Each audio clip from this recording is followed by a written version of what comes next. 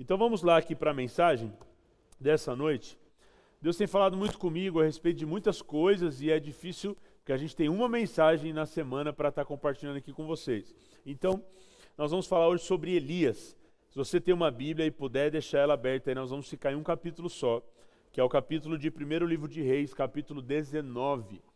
Nós vamos falar sobre Elias na perspectiva de um tempo que ele passou ali de desconforto, talvez emocional. Hoje nós estamos falando de emoções nas celebrações da nossa igreja em São José e acredito que isso faz link, tem a mesma ideia do propósito de Deus então para nós aqui. O nome da mensagem é Saia da Caverna. Saia da caverna. Hoje é a noite de nós encontrarmos novamente o nosso destino, nosso propósito, o rumo que a nossa vida estava trilhando. Eu não sei você, mas eu não planejei o meu 2020 para viver o que nós estamos vivendo nesse tempo.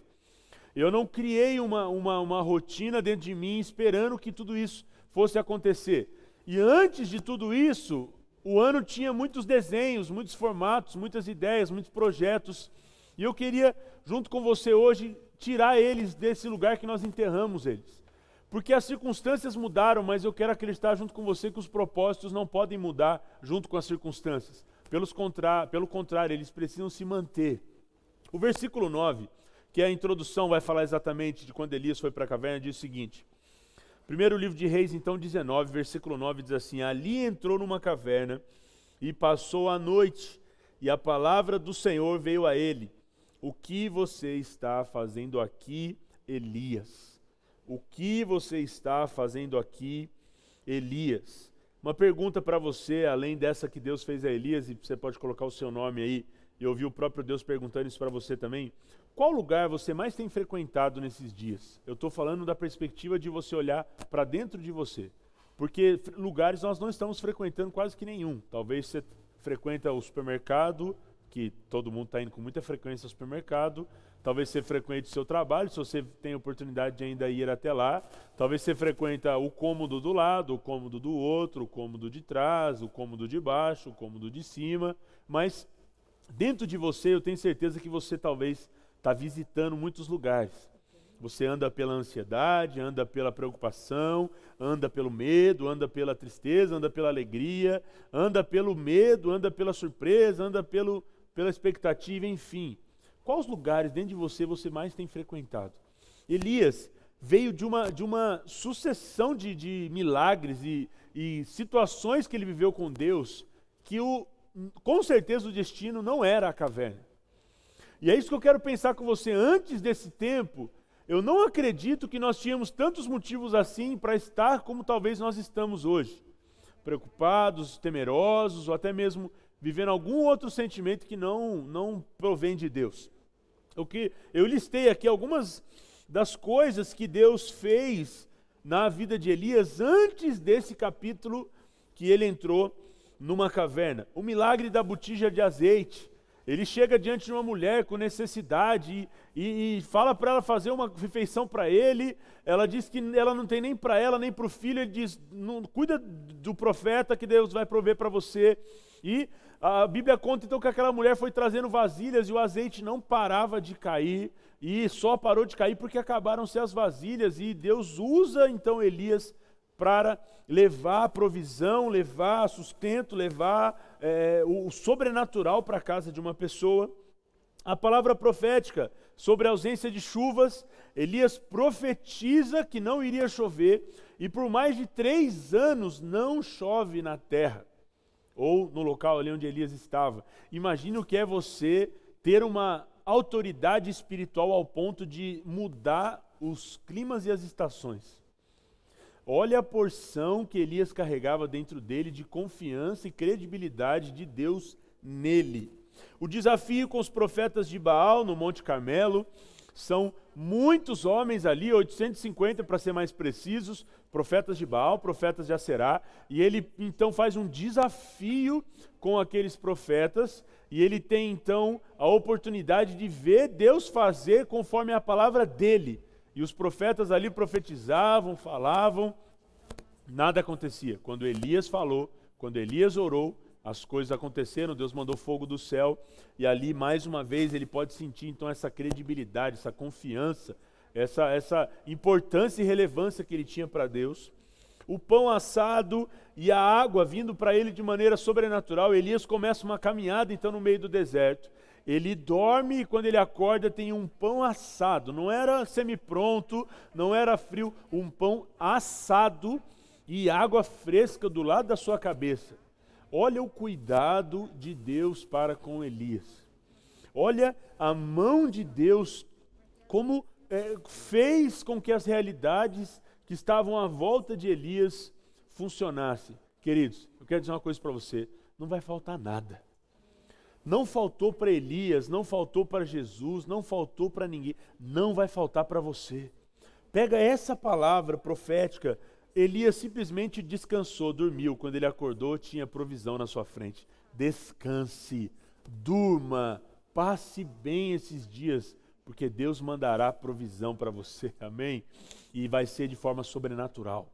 Elias não tinha ali uma cozinheira do seu lado, não tinha uma pessoa o acompanhando, não tinha uma comitiva que cuidava da logística do ministério profético dele, não. Foram os corvos que trouxeram provisão de maneira sobrenatural. Agora pega toda essa lista aqui e vamos pensar uma coisa, como diz a internet, né, faz as perguntinhas. Essa lista é uma lista generosa, sim ou claro? Essa lista é uma lista generosa, sim ou claro? Você tem essas duas opções. É claro que claro que é generosa. Agora pega uma lista dessa, onde você viu Deus te usando para profetizar algo que aconteceu, levar provisão para famílias, viver provisão na sua realidade, vencer os profetas que adoravam outros deuses, e diante de tudo isso, Elias vai para onde? Para a caverna. Ele sofre uma ameaça de uma mulher, não desmerecendo vocês mulheres, mas homem que tem medo de mulher tem que dar uma avaliada nas suas emoções, deve estar acontecendo algum problema, e principalmente homem com medo de esposa, se posiciona aí, guerreiro. Nós não podemos ter medo de mulher, não podemos ter medo de homem, não podemos ter medo de pessoas, não podemos ter medo, na verdade. Elias pega essa situação, desse lugar que ele está visitando dentro dele, e ele vai então para dentro de uma caverna. A palavra de Deus vai lá dentro da caverna e fala: Elias, o que você está fazendo aqui? O legal é que a Bíblia diz exatamente isso. Deus olha para Elias e diz: o que você está fazendo aqui? Queridos, aqui começa uma conversa, aqui começa um diálogo entre Deus e Elias. E é sobre esse diálogo que eu quero conversar com você. Eu queria que você, enquanto ouvisse os textos ou lesse aí na sua Bíblia, você imaginasse que Deus está falando com você. Deus falou com Elias naquela oportunidade, mas eu queria que você imaginasse que Deus está falando com você. Coloque aí Max, coloque aí João, coloque aí o seu nome no lugar dessa fala de Deus para com Elias. O primeiro princípio, então, que nós vamos ouvir aqui algumas coisas nós temos que fazer, então, para sair da caverna. O primeiro deles é: ouça a palavra do Senhor. Por mais simples que seja isso, eu queria que você lembrasse de ouvir a palavra do Senhor. Esse ano Deus deu para nós, é o ano da palavra. O que você mais está ouvindo é o que mais vai guiar você. Se você está ouvindo mais notícias, se você está ouvindo mais as tragédias, eu não preciso nem visitar mais sites de notícia, tem tanta gente repostando notícia, tragédia, atualização de quantos mortos, isso, aquilo, que não preciso mais visitar sites de notícias, mas antes disso, eu já tinha decidido parar. Porque não estava me fazendo bem, não estava alimentando nada no que diz respeito ao meu espírito, e só criava mais ansiedade, mais, sabe, de sexta-feira para cá, eu só vejo gente mandando mensagem em grupo, falando na internet e aí, será que vai dar lockdown? Será que o Dória vai falar? Que o governador... Gente... o que eu quero perguntar para você, o que Deus te falou nesses dias? O que o presidente falou, o governador falou, está todo mundo sabendo, mas eu quero saber o que Deus está falando. Sabe, nós somos profetas de Deus, nós somos as mulheres, os homens que vão levar para essa geração uma mensagem de esperança. E se nós não estamos ouvindo a palavra do Senhor, não é a esperança que nós vamos levar para as pessoas. Olha o texto aqui no versículo 11. O Senhor lhe disse: saia e fique no monte, na presença do Senhor, pois o Senhor vai passar. Queridos, não é na caverna que o Senhor vai passar no monte.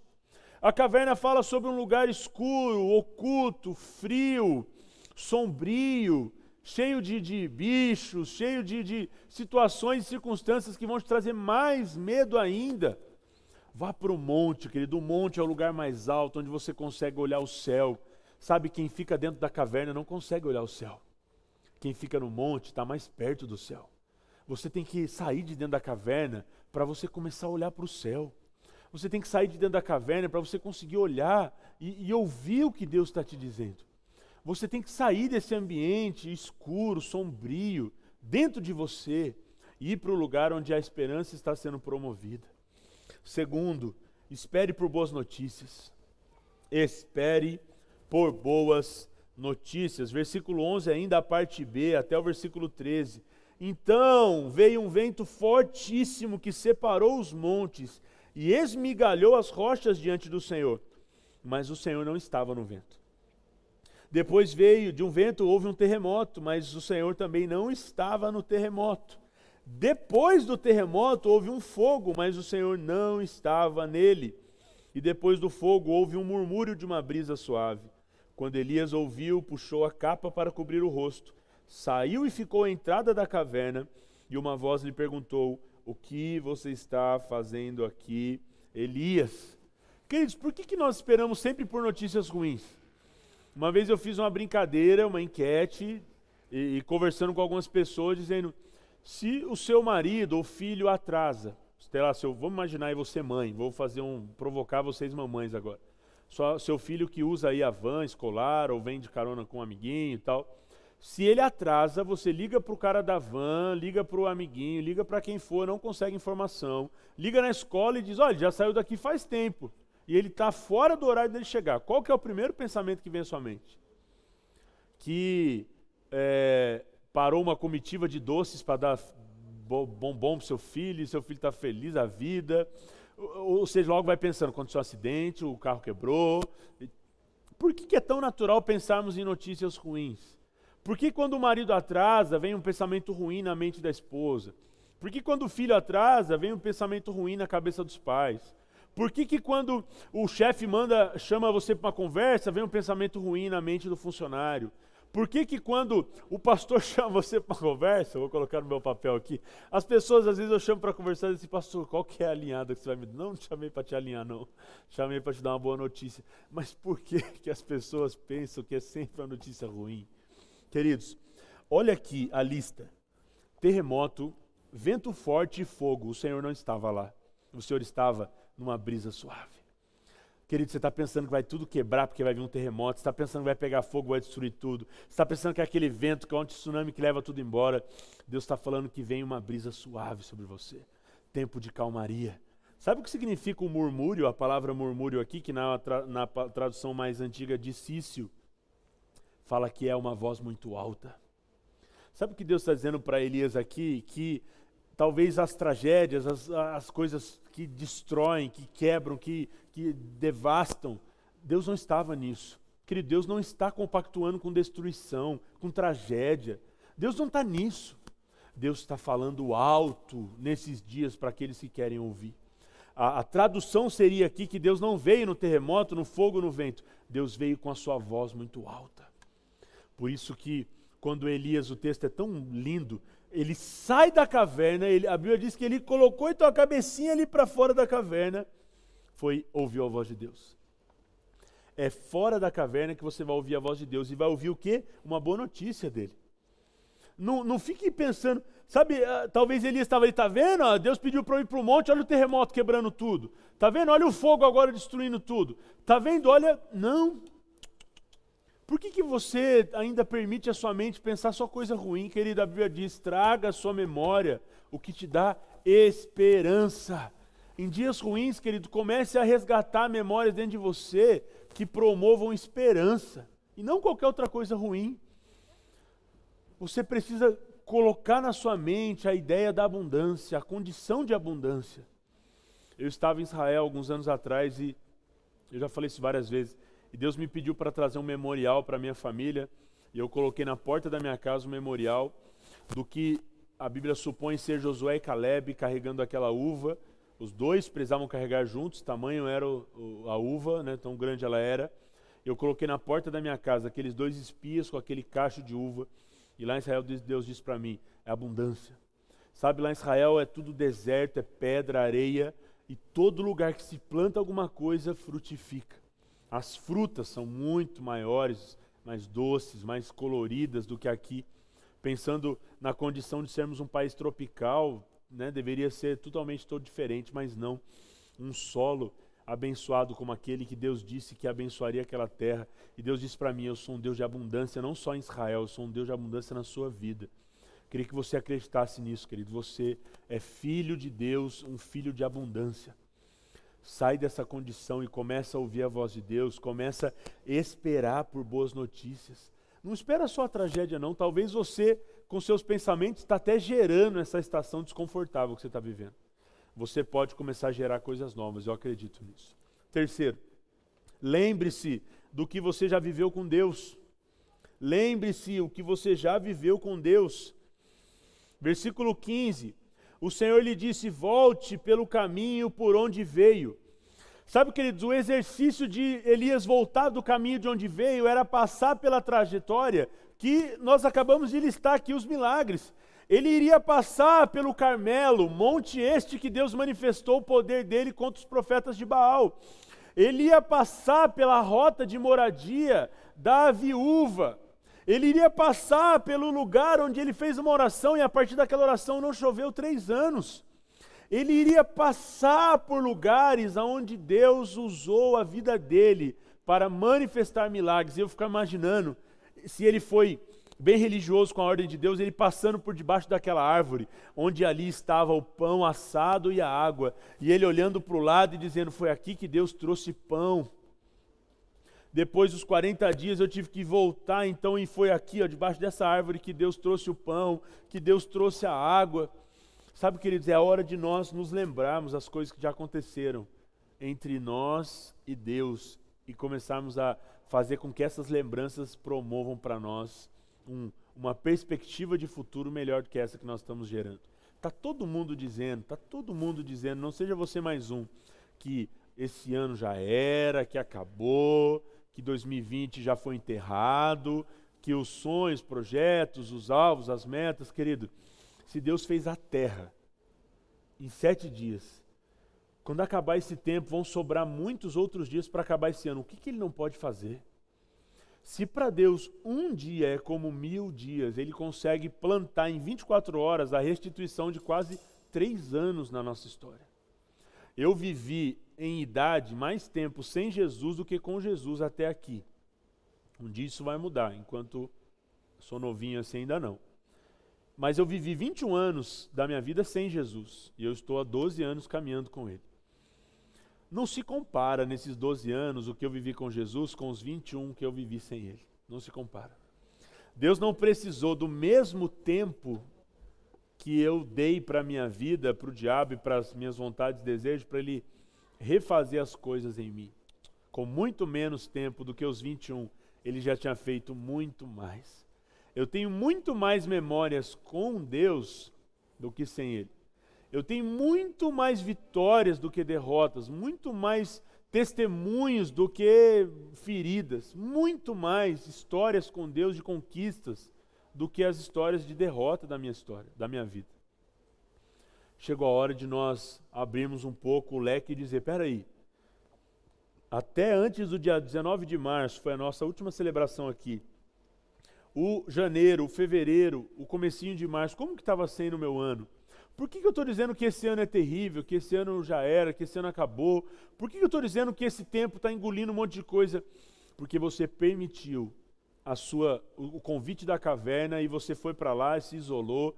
Mas hoje é o dia que Deus está colocando a mão dele lá dentro da caverna e te trazendo para fora. Para você se lembrar das coisas que você já viveu com Ele. E eu acredito em uma coisa. É só um prelúdio essas coisas que você viveu para aquilo que Ele quer fazer. Tem muito mais. Tem muito mais. Sacode alguém na sua casa aí, tem muito mais. Pega o seu filho e fala, filho, tem muito mais. Eu estava lá em casa agora vendo o jogo do São Paulo, o último título mundial do São Paulo. Aí eu olhei para o Gael, ele não sabe ainda, né? E quando ele crescer ele vai entender. Eu falei, filho, tá vendo? O São Paulo tá ganhando o jogo, tá sendo campeão mundial. E meu filho tá vendo o São Paulo ser campeão mundial. Faz muito tempo, gente, que isso aconteceu, mas o menino não sabe que faz muito tempo. Então eu criei uma mentirinha gospel para ele ali, de que o São Paulo estava sendo campeão mundial. plantar esperança no coração dos nossos filhos. Falei, filho, o São Paulo vai ser campeão mundial, olha o gol aí, não sei o quê. Enfim, querido, use estratégias para se lembrar. Sabe, eu fiquei feliz hoje com o meu time, porque eu comecei a lembrar que um dia nós levantávamos troféu ainda. Você que torce para outro time, é só hora de gozar de mim aí no chat, né? Mas amém. Deus é bom e o ano vai voltar e nós vamos ganhar um título esse ano ainda. Quarto e último, você não está sozinho. Queria te lembrar disso, cara. Queria te lembrar disso, querido, que você não está sozinho. Olha que coisa forte que Deus vai dizer para Elias lá no finalzinho da conversa deles, no versículo 18. Sabe, antes desse versículo aqui, só para você entender o que a gente vai ler, antes desse versículo, Elias dá uma justificativa para Deus. Toma cuidado que você vai dizer para Deus, porque ele é Deus. Você precisa lembrar disso. Então, se você dá uma informação para ele, calma, que ele tem toda a informação. Aí Elias vai dizer para Deus assim, eu sou o único profeta que sobrou, não tem mais ninguém, eu estou sozinho. Aí Deus diz assim, no entanto, eu fiz sobrar 7.000 em Israel, todos aqueles cujos joelhos não se inclinaram diante de Baal, e todos aqueles cujas bocas não o beijaram. Uau! Elias está ali numa condição de dizer, Deus, mas tudo bem, então beleza, eu saio da caverna, eu volto meu caminho, vamos recomeçar, eu vou ungir o meu sucessor, o Eliseu, eu vou lá ungir os reis que você está me direcionando, mas eu estou sozinho. E Deus diz, calma Elias, você não está sozinho, eu fiz sobrar 7.000. Deixa eu dizer uma coisa para você, Deus sempre vai preservar pessoas na condição diferente da que você está para que elas possam te ajudar. Deus não vai permitir todo mundo entrar na mesma vibe que você, na mesma caverna que você, para você ficar sozinho. Sempre vai ter alguém disposto a estender as mãos para você. Quem quer ajuda é ajudado. Quem quer ajuda, ele é ajudado. Só não é ajudado quem não quer ajuda. Quem quer mostrar que está dodói, quem quer atenção, quem é mimimi, quem quer provocar... despertar as pessoas para te verem e não necessariamente quer uma ajuda. Tem gente que liga, eu vou me matar, eu já começo a dizer, essa não funcionou, porque eu vou continuar deitado no meu sofá. Eu não vou desesperar por causa que você mandou essa mensagem para mim, porque são pessoas que querem atenção. Queridos, toma cuidado com as mensagens das pessoas que estão trazendo desespero para você, porque talvez elas estão querendo causar desespero em você, na verdade elas querem que você dê atenção para elas. E não é assim. Nenhum ser humano vai te suprir por completo. Se é casado, sua esposa não vai dar conta desse papel. Seu marido não vai dar conta desse papel. Seus filhos não vão dar conta desse papel. Porque Deus nunca pediu para que a sua fonte fosse uma pessoa. Ele sempre te fez entender que a sua fonte é Ele. Ele não vai te decepcionar. Mas agora, se você está se sentindo sozinho, se você precisa de companhia, Ele está dizendo aqui que Ele não vai deixar faltar. Tem 7.000. Ele tem 7.000 dispostos. Tem a sua célula, tem sua família, tem a sua igreja, tem o seu pastor, tem as pessoas que estão preocupadas e orando por você. Antes de começar a celebração, nós estávamos aqui orando por você. Talvez você está aí se sentindo animado, você nem sabe de onde. Nós estamos aqui intercedendo, mandando flechas espirituais aí na sua casa.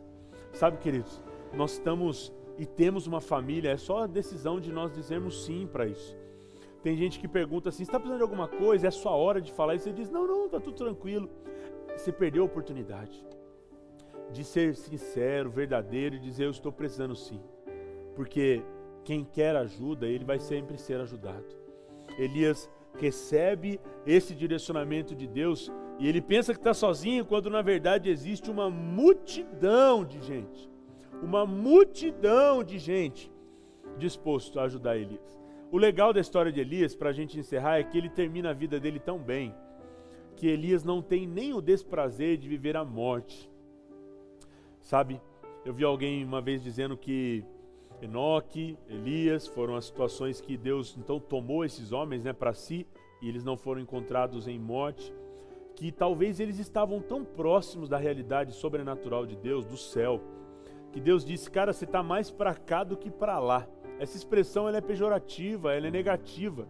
Quando a pessoa está ruim, a pessoa diz assim, eu estou mais para lá do que para cá. Eu queria trazer uma ótica nova para você disso. Elias estava mais para lá do céu do que para cá na terra. Que Deus disse, você já está tão para cá que eu vou te puxar logo de vez. E sabe, Elias foi tomado por Deus para ir para o céu, para ir para a glória, para viver a realidade eterna. Elias saiu da caverna de fato. para no capítulo 2 do livro de 2 Reis já ser tomado por Deus e finalizar então essa proposta. Elias, ele termina a sua vida entregando o seu ministério na mão de um sucessor que multiplicou em números e dons e talentos a unção que ele tinha para compartilhar. Eliseu fez ainda mais que Elias. Essa é a história de um ministério bem-sucedido. Alguém que faz muito pela sua geração, mas promove tanto a próxima, que a próxima é ainda mais próspera que a sua. Sabe? Deus está dando para nós uma oportunidade de nós provocarmos nessa geração a realidade do que Deus está fazendo em nós, e através do que Deus está fazendo em nós, nós vamos confiar à próxima geração algo ainda maior. Eles vão fazer ainda mais. Eu tenho pensado e meditado nisso, já até falei aqui também em outras lives, que eu acredito que as crianças vão se lembrar do início de 2020 com tanta alegria, que eles vão nos ensinar coisas lá na frente. Imagina seu filho, que hoje tem 8, 5, não sei a realidade da idade deles, os meus têm 8 e 5. Lá quando eles tiverem 20, eles vão olhar para trás e dizer: papai, lembra aquela época que a gente almoçava junto todo dia, que a gente jantava junto todo dia, que no meio do dia a gente brincava de futebol, que a gente brincava de amarelinha. Meus filhos essa semana pegaram um giz, montaram uma amarelinha lá na rua, pularam amarelinha na frente da minha casa. Sabe, eles pegaram esses dias e pintaram os pisos da garagem com desenhos ali. Eles estão fazendo um monte de outras coisas que antes do dia 19 de março a gente não fazia, a não ser em dias bem de final de semana, em horários, dias de folga. Mas agora é todo dia a gente almoça junto, todo dia a gente janta junto, todo dia a gente acorda e a gente está junto. Às vezes a gente, 18 horas da tarde, a gente ainda está de pijama, a gente está brincando, a gente está conversando, a gente está se divertindo. Queridos, eles vão lembrar com uma outra ótica desse tempo. E nós talvez vamos lembrar, como foi difícil, como foi complicado. Vai ser decisão nossa. Se nós vamos nos lembrar desses dias como as crianças, como dias onde Deus produziu algo novo em nós, como dias que Deus produziu bondade dele, testemunhos novos, realidade nova, é aquela casca nova que está chegando. Nós estamos nos tornando mais robustos, nós estamos tendo que fazer N coisas, domésticas, com excesso da atenção, isso, aquilo, a logística mudou, porque Deus acredita que você vai dar conta. Deus acredita que você consegue. Não fique só orando pelo final da pandemia, da quarentena. Ore pelo final do seu período na caverna. Ore pelo final, porque a pandemia pode acabar e você continuar num lugar de depressão, de solidão, de tristeza. E você vai perceber que não era a circunstância que te levou a esse lugar. Foi a sua decisão. Você passeou num lugar dentro de você que te prendeu. Mas hoje Deus está te puxando para fora. Hoje Deus está te dizendo: vamos lá, tem muito mais para você viver. Amém? Você recebe essa palavra no seu coração? Querido, se você vai ouvir essa palavra depois ou está ouvindo agora, você não conhece Jesus ainda, é a sua oportunidade de sair da caverna e se encontrar com Jesus. É hora de você, abandonar esse ambiente de viver longe da presença de Deus e se encontrar com Jesus. Não tem nada melhor, não tem lugar melhor do que a presença de Deus. E é o que Deus disse para Elias, é o que Deus disse para mim e para você: saia da caverna e vem para o monte, para a presença do Senhor. Eu quero orar com você, vou te enviar para uma semana cheia de boas notícias. Queridos, eu preciso fazer tantas coisas que eu tenho vontade e não tenho feito ainda, e Deus vai nos dar tempo suficiente para isso. Mas comece a tomar decisões mais rápido, comece a agir de forma mais rápida. Vamos juntos nessa semana produzir mais, fazer mais, ler mais, orar mais, mergulhar mais naquilo que Deus tem para nós. E vamos, de uma vez por todas, abandonar a caverna, sair da caverna. Caverna, tchau, você faz parte do meu passado. Essa semana eu não vou te visitar, essa semana eu vou visitar um monte de Deus. Essa semana eu vou visitar o meu secreto, essa semana eu vou visitar o ambiente onde eu posso confessar e abrir meu coração. Essa semana eu vou para minha célula, essa semana eu vou me alimentar de coisas boas, essa semana eu vou fazer exercícios físicos, essa semana eu vou me alimentar melhor, essa semana eu vou cultivar bons relacionamentos. E assim por diante, Deus fará grandes testemunhos surgirem nesse tempo. Amém?